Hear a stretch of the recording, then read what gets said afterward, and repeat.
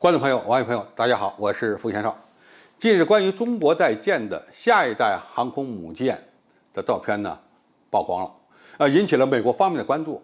美国海军新闻报道称，这是一艘超级航母，只有美军刚刚服役的福特级航空母舰能够与之相比。那么，中国下一代航母真的已经全面超越了尼米兹级核动力航母，达到了与福特级相当的水平吗？那么，首先我们来看看什么是超级航母。在航空母舰的分级方面，目前呢一共分为4级：轻型航母、中型航母、大型航母和超级航母。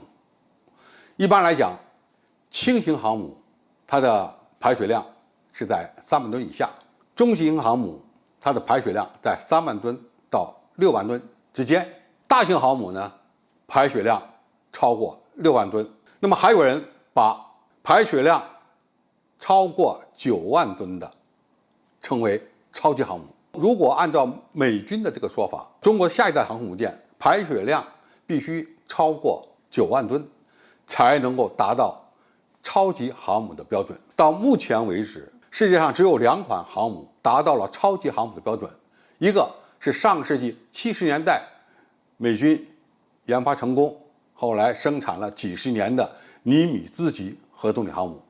那么另外一款超级航母呢，就是美国刚刚研发成功，开始陆续装备部队的福特级核动力航母，它们的满载排水量都达到了9到10万吨这个等级。那么如果中国下一代的航空母舰排水量是8万吨的话，应该说它离超级航母还有一定的距离。那么如果它的排水量达到了9万吨，那么确实它可以进入超级航母的行列。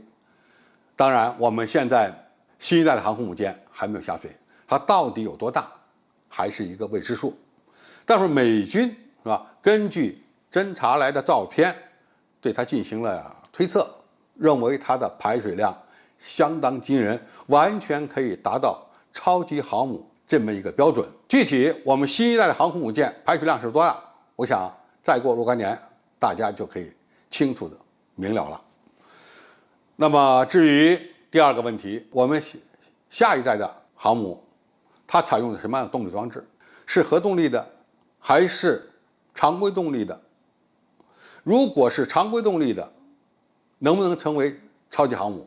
那么核动力呢，我想恐怕还要经过一段时间的磨合，才有可能作为我们国产航母的动力装置。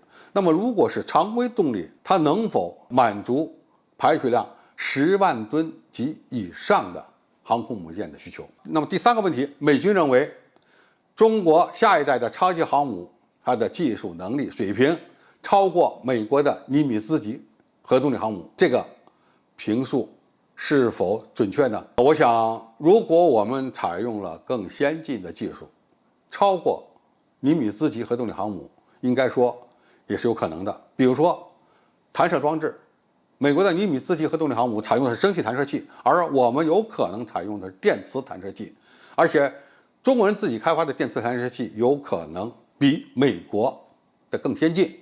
那么从这个角度讲，超过是可能的。再加上舰载的雷达电子系统，我们由于搞得比较晚，因此可以用很多新技术、新装备来改进我们下一代航空母舰的综合性能。